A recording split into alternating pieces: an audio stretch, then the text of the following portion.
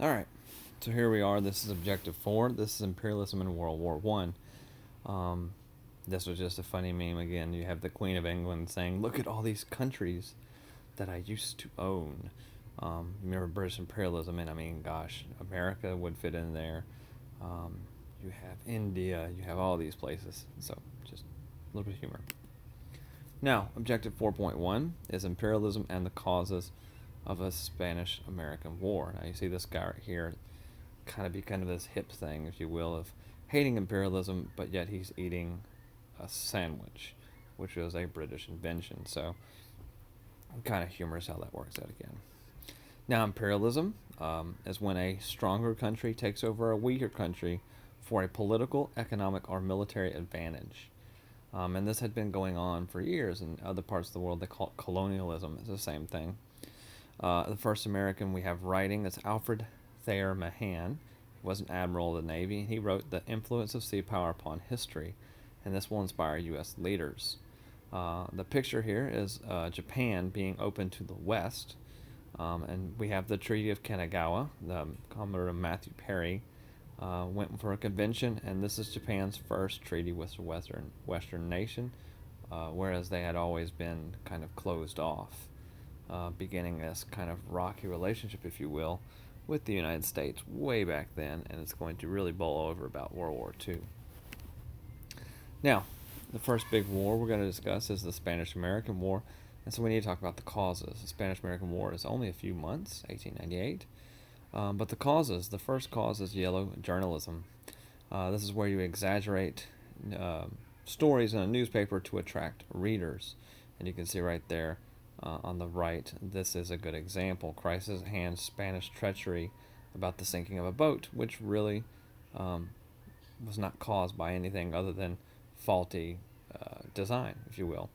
Two men, William Randolph Hearst and Joseph Pulitzer, and that's the same Pulitzer Prize, if you've ever heard of that, are going to compete for readers.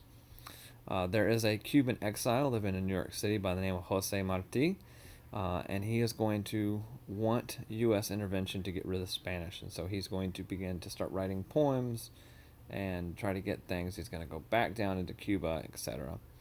The Americans at this time building up their military. A lot of them have the idea of being a jingoist. This is desire to prove oneself in physical conflict. I always use the example of football. Love college football, but you have people training for months and months in this hot summer, and they get the idea that they're good, that they're better. But the only way to actually prove that is to go up in a physical battle with someone else, and you come out on top. And so we could say football is an American jingoist, if you will. Now, Spain is getting very worried about this, so they send a general by the name of Valeriano Weyler. He's sent there to end the revolution that Jose Marti is starting, and famously he's going to use concentration camps, which nobody likes concentration camps. It's a big thing there. Now, Valeriano Weyler had a nickname, and his nickname was El Carnicero, which roughly translates to the butcher. And so if we have people exaggerating stories, you can tell how much fun they're going to have with a guy named the butcher. Now, once this happens, the United States will send the warboat, the USS Maine, to Havana Harbor to intimidate the Spanish. It explodes, and like I said with yellow journalism, the news is going to blame the Spanish.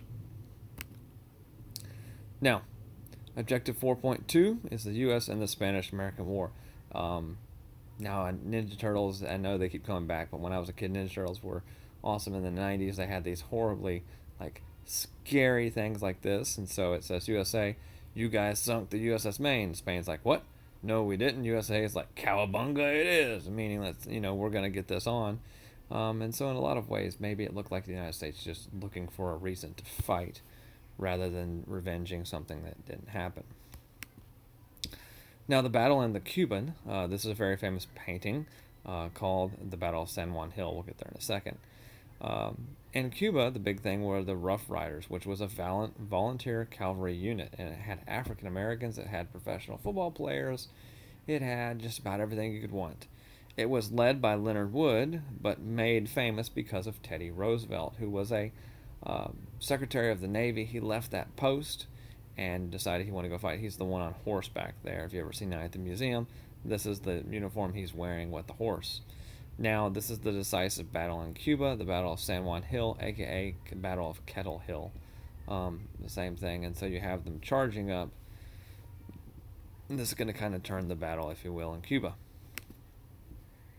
Now, the battle in the Philippines, the admiral there, George Dewey, is going to get some help from a Filipino rebel by the name of Emilio Aguinaldo. He helps the U.S. to land in the Philippines. Is going to do this. Now, you can see right here the United States is the painter, Emilio Aguinaldo, and he's saying, I just put a little sneaky on you. So Emilio Aguinaldo thought the Americans would help free the Philippines, but in actuality they took over the Philippines, and we'll look at the war here in a little while. Now, the next thing to discuss is yellow fever. The war lasts, again, about 3 months. It's called the Splendid Little War. The major cause of death or disease was yellow fever, and this is actually spread by mosquitoes. They didn't know at the time they would start getting jaundice, or the yellow skin, hence the yellow fever.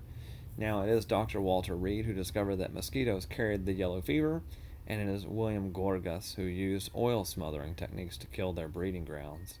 If you've ever seen those trucks that go through your neighborhood in the summer and they're spraying that smoke, that's what that is.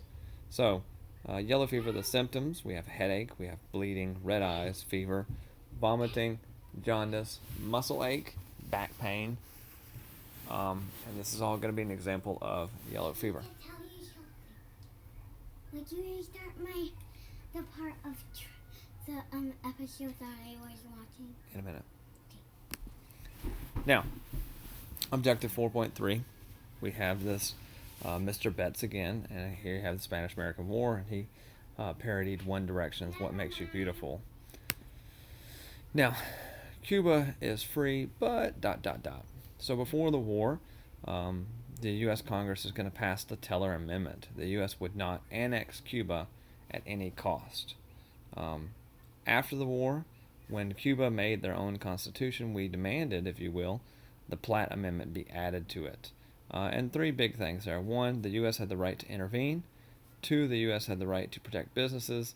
And 3, we wanted a naval base, which is going to become Guantanamo Bay, which you can see right there. It's now a closed base, but there it is.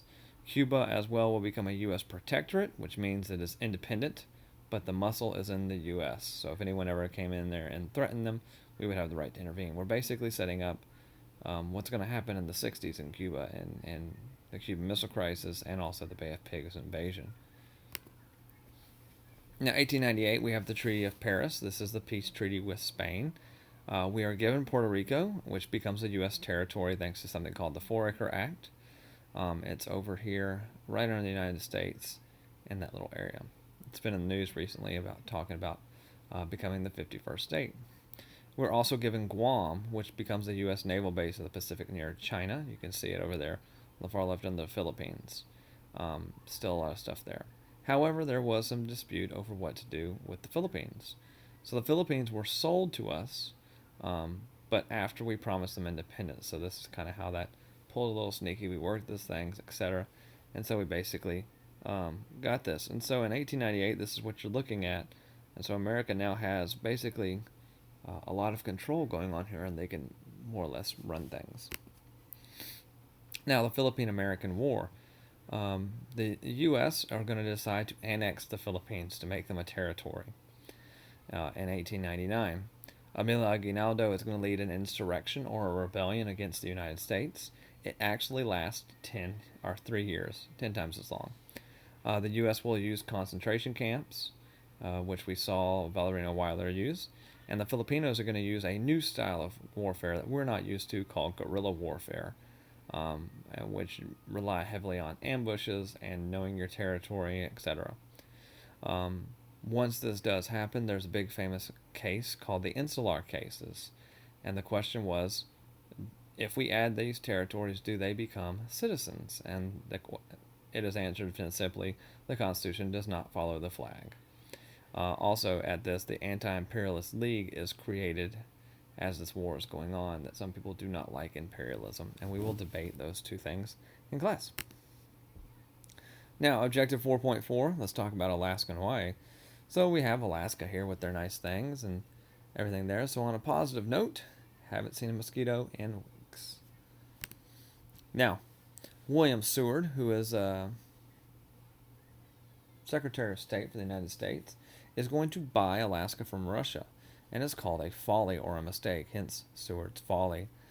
People said you're just buying an ice box or a polar bear, etc., and it turned out to be our greatest purchase to date, both because of percentage of how much it costs per land, and over the years we have found large numbers of timber, gold, and oil in that area. So now, U.S. businesses in Hawaii. So, after some wars going on, we're trying to find new places to raise sugarcane. Cuba was one, and the other was Hawaii.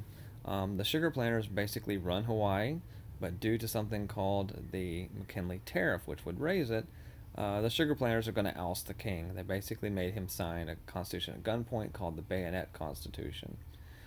Queen Liliuokalani is going to take back the throne and attempt to get rid of U.S. interests. Walt Disney movie Lilo and Stitch roughly deals with this. Lilo would be Queen Liliuokalani. So an interesting little tidbit there. Now, how Hawaii becomes ours. President Cleveland refuses to recognize the territory, which was basically done at gunpoint, if you will. We get a new president, President McKinley. He decides he wants this, and he is going to send the USS Boston to Hawaii. When the Queen sees this, she is going to abdicate or give up the throne to prevent any bloodshed, and the U.S. is annexed as a territory. The first provisional governor is going to be the man Sanford Dole. His nephew, relative down the road, is going to start the Dole Fruit Company. He had the Dole Cups, etc. So, interesting little idea there. Now, Objective 4.5, the U.S. begins to assert itself as a world power. And so we can always be yourself. Unless you can be Captain America, then be Captain America.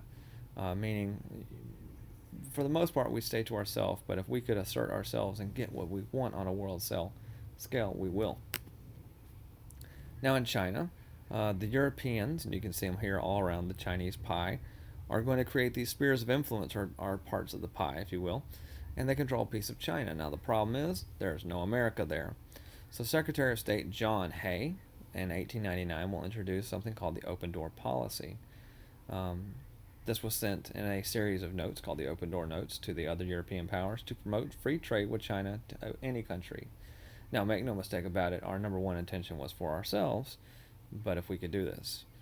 And so they did do this, and the Chinese are very resistant, and there is a group of people, their full name was the Society of the Harmonious Fist and Foot, but we called them boxers because it looked like they were boxing. So the Boxer Rebellion are going to, the Chinese try to kick out the foreign influence. They kill missionaries, anybody who listens, etc. And a multinational army is going to be called in to put down the rebellion. And this is going to start the rocky relationship we have with China today. And so we'll come back and definitely look at that. Now, we have to go back a little ways here and discuss something called the Monroe Doctrine. The Monroe Doctrine was in the 1820, I believe it was. The Monroe Doctrine told European countries to stay out of the Western Hemisphere. And so you can see the top picture there telling the Germans and the British, we've put a fence up in our Western Hemisphere. Do not come over here. We'll take care of this. And so it's an important policy there. Now, with Teddy Roosevelt in place, he is going to add something called the Roosevelt Corollary. A corollary is just where we're going to expound upon an existing idea. So he's going to add to the Monroe Doctrine. He added the warning of force if Europe came into the Western Hemisphere. Now remember, we are building up a large navy, etc. And so we said, hey, if you come across the fence, we're going to use our navy, we're going to sink you. Ask the Spanish. They didn't even last, a year. He also said the U.S. would act as a police power, and so the bottom picture there, he's dressed as a policeman or a magistrate. He does have the big stick policy there, and we're going to act as an arbitrator, which means we're going to be an unbiased side. You can see his legs splitting the continents here, and so we're not going to take the side of the indigenous or the native population, nor are we going to take the side of the imperialists, but we're going to have it there. The general idea, again, is to have people not control it or come in and mess with what we think is ours. Now, Objective 4.6, the imperialist presidents and their foreign policy. And so here you have Teddy Roosevelt, who was known for yelling a lot, but he said, I don't always speak softly, but when I do, I carry a big stick. Again, the big stick policy. These are things you're going to hear a lot about, okay? So, what is the big stick diplomacy or policy? It came from an African proverb to speak softly and carry a big stick, which means the U.S. would try to negotiate what they wanted and then use force of the U.S. Navy to get their way. Best example I can give you is the Panama Canal. And here we have Teddy Roosevelt, and he's digging the canal through a new treaty, and he's shoveling the dirt onto Bogota, which is Colombia. So, how this all went down, the U.S. spoke softly. We offered Colombia money for Panama and was rejected. Through investigation, whatever, we found out the Panamanians, that's fun to say, actually wanted independence. So, in turn, we are going to help the Panamanian rebels achieve their independence for the right to return to build a canal and control the Panama Canal. They agreed, and we controlled the Panama Canal until 1999 when it switched and went back over to the Panamanian government. There you are with that. Now, with William Howard Taft, you remember in class we talked about people are drawn as being large because they're greedy. So remember, you see Taft, he was a large man anyway, and think, oh, he's got wealth, or he's greedy, if you will. So William Taft's diplomacy, he's going to substitute dollars for bullets. He calls it dollar diplomacy. He's going to use economic pressure to promote U.S. businesses' interest in Latin America. And so there it is with that. The example of this is Nicaragua. We're going to get involved a lot into that country and helping to go it up. And so you see right here, we have the idea of these businesses, AT&T wouldn't be there, but U.S. Steel, etc., saying go invest in Latin America with the full faith of the U.S. government, but they're also kind of doing it under the threat of the big stick, which is kind of how that works. Now, Woodrow Wilson has another thing he has to worry about, and that is the volcano that is Mexico and about to erupt, and we'll get there. So Woodrow Wilson's diplomacy, he famously said, I will teach them to elect good men. For this reason, it's called moral or missionary diplomacy. Now, example, Mexico had several revolutions to this point. The U.S., there was something called a Tampico incident, which almost caused war. We had sailors being beaten on leave. We had the president going to Veracruz with the full force of the Navy demanding a salute from the president. It's A1 chaotic. So, the U.S. is actually going to support a rebel here. His name is Venustiano Carranza, and we want Carranza as president. There were other people who did not like Carranza, mainly because he was cut in the same vein of being a businessman. So the agrarian or the farmers, we had Pancho Villa and we had Emiliano Zapata, and these two men are going to keep leading revolt against Carranza. So Pancho Villa has the idea of going into the United States, into Columbus, New Mexico, and basically burning it down, making it look like Carranza had done this. Well, it didn't work very well. They're going to chase Pancho Villa. He's chased by General John J. Pershing, and we look like we're on the brink of war, and the only thing that stopped them from going to war with Mexico was World War One, and that is our next thing, okay? So, Objective 4.7, the U.S. will enter World War One. So, kind of funny, in a trench filled with explosives, this man is smoking. Kind of funny how that works, right? Now, the main causes of World War I, we're not going to go a whole lot through this because you got this in world history. But the M is militarism, the buildup of large militaries, again with jingoists having to prove themselves. Alliances. Friends will get you into a lot of dangerous predicaments if you promise that friend something. The I is imperialism, which we just discussed, and nationalism, or the N, wanting your own country. And the spark that lit all these things, if you will, is when Archduke Franz Ferdinand will be assassinated by Gabriel Princip to start this. Now, the German submarines are devastating, if you will, a new thing, and we're going to call them U-boats at this point. I tell you that to say because submarines had been around for a long time. There were submarines in the Civil War, guys. The Merrimack and the Monitor. Really, really interesting story there. Anyway, The U-boats, however, are something drastically different because for the first time we have the ability to strike and thing there. So the Germans are going to use this with unrestricted warfare, meaning they will sink without warning. Okay? Now, Germany does issue warnings to citizens travel abroad that a state of war exists, and maybe I'll show you this there, etc.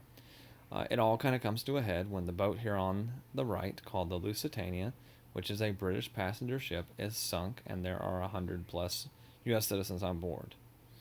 Um, After two more passenger boats are sunk, the Arabic and the Sussex, Germany is going to make the Sussex Pledge, say that they will not use unrestricted warfare, but instead use restricted warfare. And the main goal here, guys, is to keep the United States out of the war, because the United States looks like they're coming in. Okay, so they say we're not going to use this unrestricted. Now, restricted, vastly different. The submarine would actually have to come out of the water, and they would have to send up some type of signal through a Morse code, and then they could shoot if you kept going. Now, the U.S. neutrality. The U.S. had preached neutrality from the beginning of the war. Now, there is a difference here, okay? There's a difference in isolationism and a difference in neutrality. You see a fight in the Great Hall, and you walk another direction because you don't have time for that. That is isolationism. However, neutrality, you're going to walk past the fight. I'm going to mind my own business. However, I might take a peek in there and look at it and see what's going on with the fight. And when I do that, I get popped in the face. Now, you get popped in the face. You are now no longer neutral. You are now part of that fight because you errantly got hit. So we preach neutrality, so we're still using the same trade routes we have been as a war's going on. Now, Woodrow Wilson wins the presidency of 1916 with the slogan, "He kept us out of the war." You see, war in Europe, peace in America, God bless Wilson. Now, the U.S. citizens, slowly but surely, are going to begin to side with England, because even though they're not going and fighting, they had a thing with the Germans through propaganda, and anything that had a German name to it would be changed. Dachshunds had rocks thrown at them. They start calling them wiener dogs. Sauerkraut's gonna be called Liberty Cabbage. Names of towns were changed. Music by Wagner and Bach are going to be banned. So they may be neutral in deed, but not in thought, and we'll see how that works. Now, the steps to the war, if you will. Germany is going to break the Sussex Pledge because restricted warfare is not devastating. They sink several U.S. merchant boats at this point because, remember, they're traveling. They think they may be carrying contraband to England, etc. At the same time, they're going to attempt to send the Zimmermann telegram. Germany wants to make a proposal of war and peace with Mexico to take out the United States, and that's the picture here. The glove is a German glove. You can tell by the eagle. And you can see how he's carving out for myself. And then if you look what Mexico is going to get in return, you've got California, Arizona, New Mexico, and Texas. Now, it is intercepted by England and given to the United States. So for these couple of reasons, Germany is not being ethical, breaking their promise, unrestricted sub-warfare on boats, and then lastly, the Zimmermann telegraph.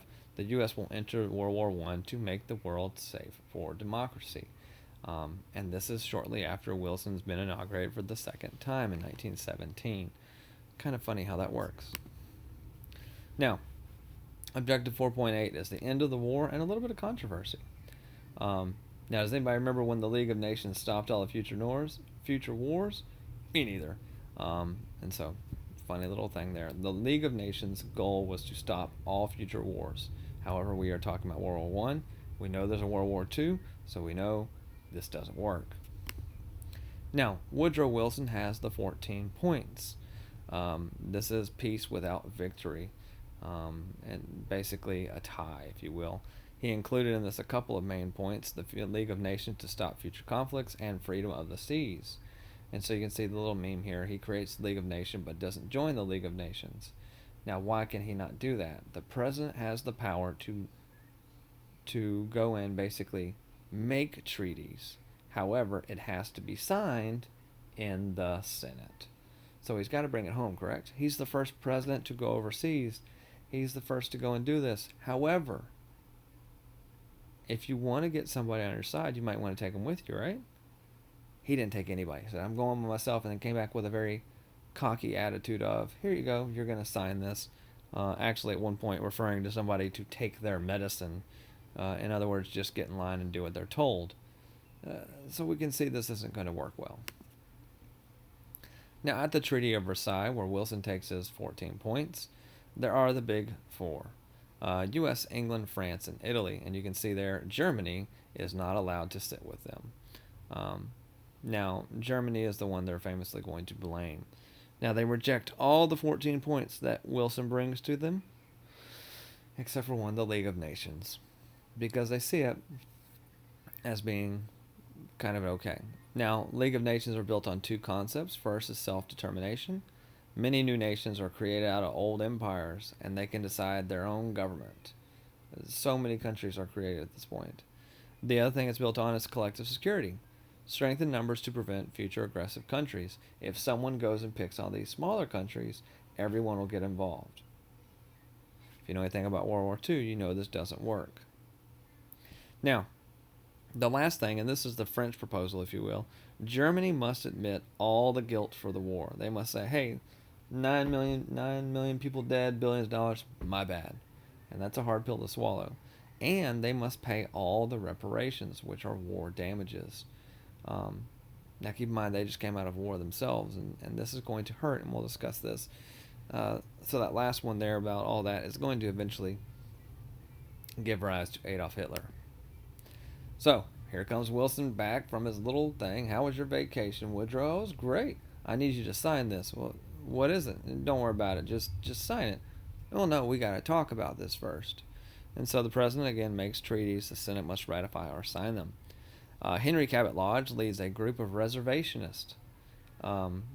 They say they will only sign the Treaty of Versailles and hence join the League of Nations if some changes are made. Now, Henry Cabot Lodge is kind of a jerk, if you will. I don't know. He goes, hey, I have how many problems? I have 14 problems, because, Wilson had 14 points. In other words, we want to change something about every one of your points, just to kind of be a little petty, if you will. And then there's a group in the back called the Irreconcilables, and they're basically never going to sign the treaty no matter what you do. The problem behind these reservationist irreconcilables is that Congress is the one who declares war. But as a result of the Treaty of Versailles, Article 10, there is a fear of foreign entanglements. You can see that on the bride's dress here in the marriage. That they would basically be obligated to go and fight without having to make this idea. And so here you have the League of Nations join foreign entanglement with Uncle Sam, and you have the Senate busting through the window like the Kool-Aid man, oh yeah, and coming through and saying, we got some problems with this. Now in class we'll discuss this a little more. I call this the ugly baby debate, and it'll make a little more sense hopefully.